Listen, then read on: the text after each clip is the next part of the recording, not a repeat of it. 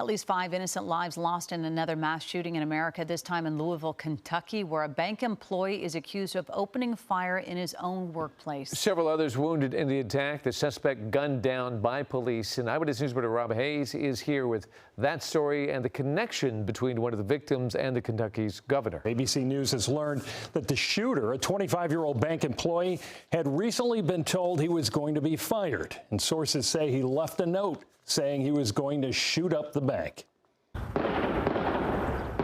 It's a scene becoming all too familiar. Shots fired. Shots fired here.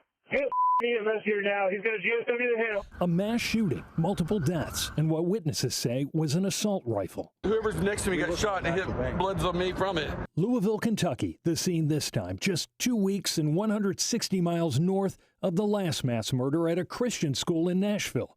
Today's shooting inside the Old National Bank. These men work there and say they barely made it out. We heard a click, and the lady next to me turned around and said, "What the hell?" And then he just started shooting. The latest casualty count, 4 people dead, at least 9 others wounded. Investigators say Louisville police officers were on the scene within 3 minutes. At least 2 of them were shot when they engaged with the shooter, identified as Connor Sturgeon, a 25-year-old bank employee. The suspect shot at officers. We then returned fire and stopped that threat. The suspect is deceased. Police and federal agents could be seen converging on Sturgeon's home this afternoon. Now, witnesses say the shooter opened fire inside a conference room at the bank around 8:30 in the morning. Police reporting that the shooter live streamed the deadly attack. Unfortunately, that's tragic to know that incident was out there and captured.